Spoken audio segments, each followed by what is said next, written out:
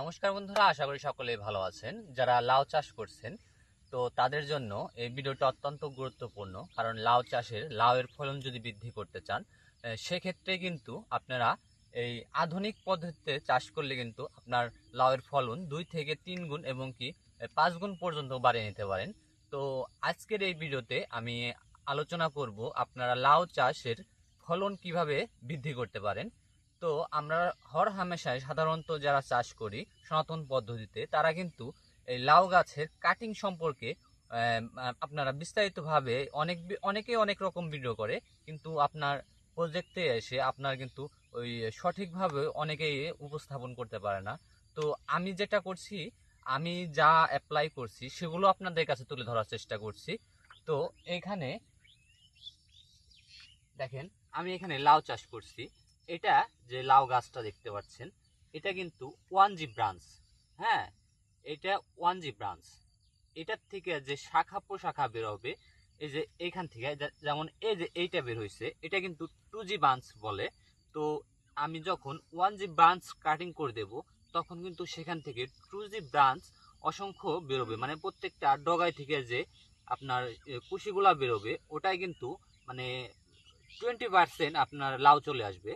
তো সেক্ষেত্রে হয় কি, আপনি যখন 1G কাটিং করে দেন তারপরেই কিন্তু আপনার 2G ব্রাঞ্চ বেরোলে কিন্তু আপনার গাছে কিন্তু লাউ চলে আসবে। তো সেক্ষেত্রে আপনারা 1G ব্রাঞ্চ অথবা কাটিং করার ক্ষেত্রে এই নিচের থেকে 10 পাতা পর্যন্ত রেখে উপরে কিন্তু আপনাকে কাটিং করতে হবে। তারপরে আসবেন 2G কাটিংয়ে। 2G কাটিং করার ফলে কিন্তু আপনার 50% ফল চলে আসবে। তো এখানে দেখেন, আমি কিন্তু 1G কাটিং করে দিয়েছি। তো কাটিং করে কিন্তু এই ফলগুলা চলে আসছে, এই দেখেন এগুলা কিন্তু চলে আসছে। তো অবশ্যই লাউ চাষ করতে গেলে আপনার আধুনিক পদ্ধতি অ্যাপ্লাই করতে হবে। তো এইখানে আমি যে কাটিংটা করে দিচ্ছি 1G কাটিং করে দিচ্ছি, এখন যে কাটিংটা করব এটা হলো 2G কাটিং।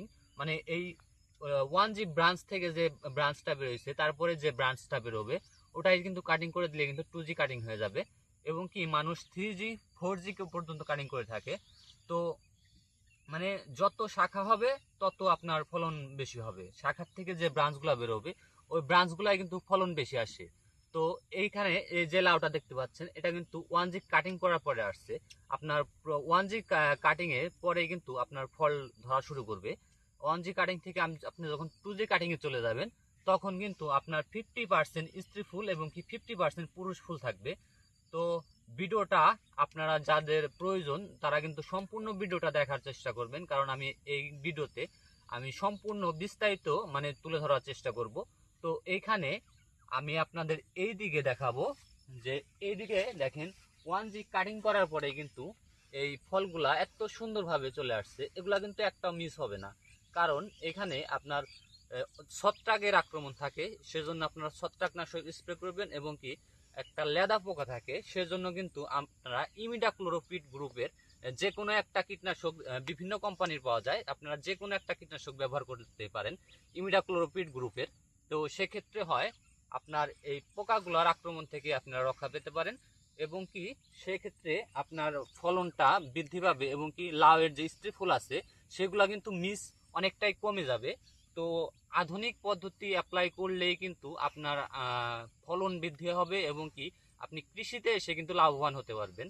তো ধন্যবাদ সকলকে ধরে ধরে ভিডিওটা দেখার জন্য সম্পূর্ণ।